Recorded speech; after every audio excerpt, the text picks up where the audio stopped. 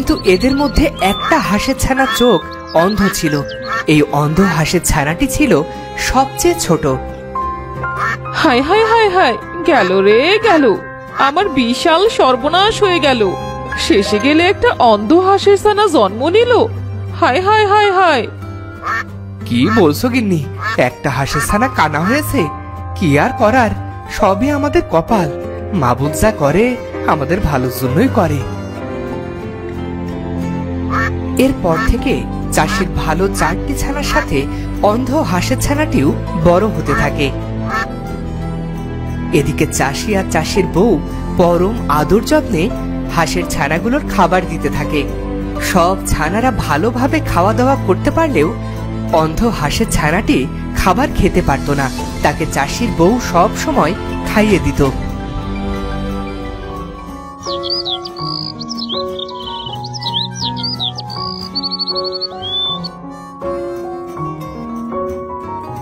গিন্নি, আরে ও গিন্নি, কোথায় তুমি?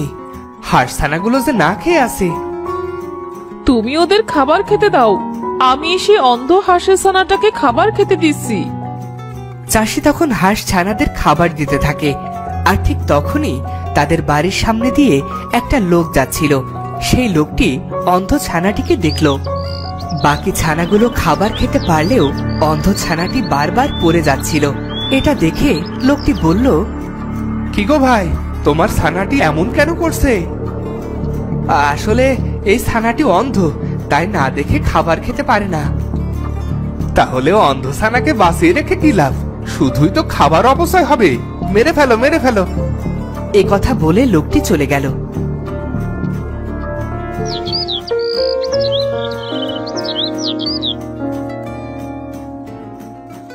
কি গো কালু, বাড়ি আসো নাকি? কালু চাষি, আরে ও কালু চাষি। না জমিদার মশাই, সে একটু কাজে গেছে। আসুন জমিদার মশাই, বসুন।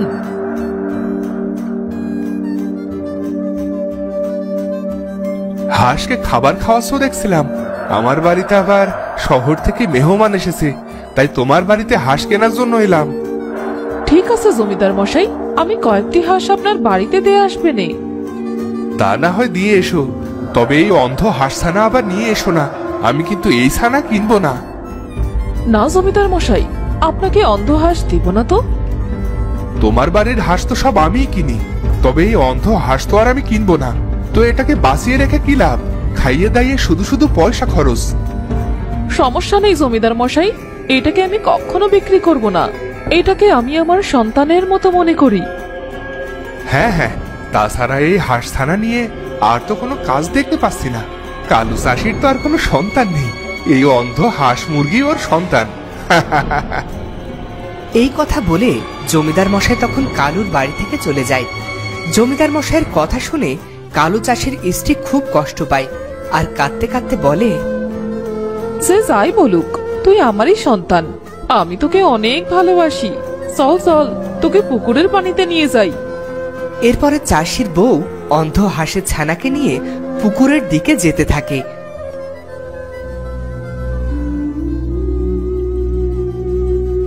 পুকুরের কাছে গিয়ে সে দেখতে পায় তার 4টি ভালো হাঁস ছানারা পানিতে খেলছে। তখন চাষির বউ অন্ধ হাঁসের ছানাটিকেও তাদের পাশে ছেড়ে দেয় আর বসে বসে কাঁদতে কাঁদতে বলে,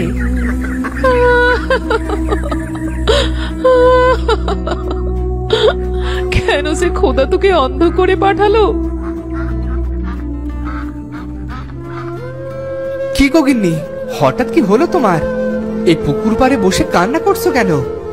এরপর চাষিকে তার বউ সব কথা খুলে বলল।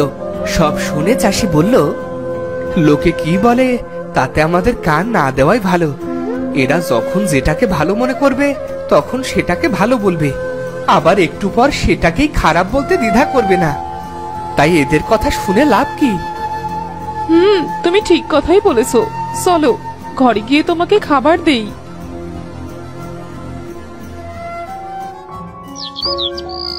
এভাবে দিন যায়, মাস যায়, এরই মধ্যে শীতকাল চলে আসে।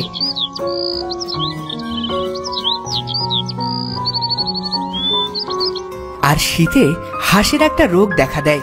একদিন সকালে চাষির বউ হাঁসের খোয়ারের সামনে গিয়ে বলে, হায় হায় হায়, গেল রে গেল, আমার বিশাল সর্বনাশ হয়ে গেল। তোমার আবার কি হলো গো? এই সকাল সকাল কি হলো তোমার বলো তো? এত কান্নাকাটি করছো কেন? দেখো দেখো দেখো, আমার সব হাঁসগুলো যে মরে গেল। হায় খোদা, হে কি সর্বনাশ হয়ে গেল। হায় হায় হায় রে। মরবে না তো কি করবে? ভালো হাঁসগুলোর সাথে তো রেখেছো একটা অন্ধ হাঁস। ওই অন্ধ হাঁসের জন্যই তোমার সব হাঁসগুলো মরলো। কি কি হয়েছে গিন্নি এত সকাল সকাল? কি হয়নি তাই বলো। ওই অন্ধ হাঁসের কারণে তোমার সব হাঁসগুলোকে আজ মরতে হলো। প্রতিদিন তো দুধ কলা দিয়ে কালসাপ পুষেছো। যা হবার তা হয়ে গেছে, এতে তো আর আমাদের হাত নেই। সময় থাকতে ওকে এখনই বাড়ি থেকে বিদায় করো, নয়তো ওর রোগ থেকে আমাদের হাঁসগুলো মরবে। তখন কিন্তু আমি জমিদারের কাছে নালিশ করে ক্ষতিপূরণ চাইবো। এসব বলে প্রতিবেশী চলে যায়। তখন কোনো উপায় না দেখে চাষিটা অন্ধ হাঁসকে মেরে ফেলার সিদ্ধান্ত নেয়।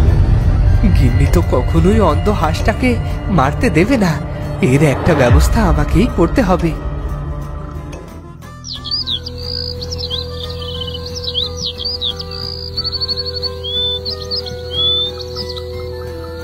সেই রাতে চাষি খামারের কাছে আসে আর খোয়ার থেকে চুপি চুপি অন্ধ হাঁসটা চুরি করে। তারপর অন্ধ হাঁসটাকে ধরে নিয়ে যেতে থাকে গভীর জঙ্গলে। আমাকে মাফ করে দিস তুই বউ, তুমিও আমাকে মাফ করে দিও। আমি ইচ্ছা করে এসব করিনি। এই হাঁসটাকে যতদিন আমাদের কাছে রাখবো ততদিন আমাদের বিপদ আসতেই থাকবে। এই বলে সে ছুরি দিয়ে হাঁসটাকে হত্যা করতে যায়। ঠিক তখনই চাষির সামনে এক প্রকৃতি রানী আবির্ভূত হয়। তুমি এ কি করছো চাষি? মানুষের কথায় একটা নিষ্পাপ অন্ধ হাঁসছানাকে হত্যা করছো। এর জন্য তোমাকে অনেক শাস্তি ভোগ করতে হবে। আমাকে মাফ করে দিন, এছাড়া যে আমার আর সামনে কোনো পথ খোলা ছিল না। কেন চাষি, কেন? তুমি মানুষের কথায় এই অন্ধ হাঁসটাকে মারতে চাইছিলে?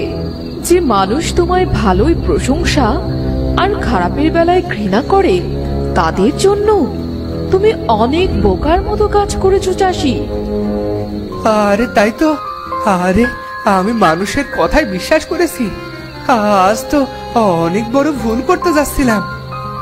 আমায় ক্ষমা করে দিন।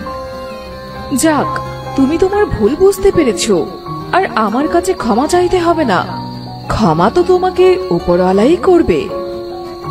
হ্যাঁ হ্যাঁ প্রকৃতি রানী, হ্যাঁ আমি আমার ভুল বুঝতে পেরেছি।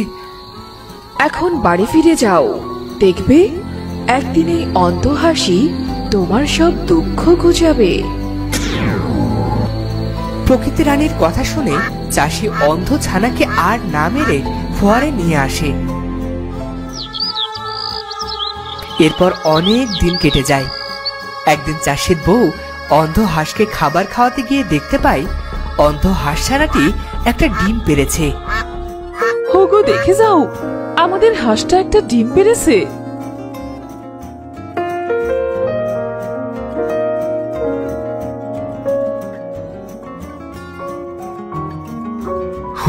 ওগো গিন্নি, আমি কি দেখছি?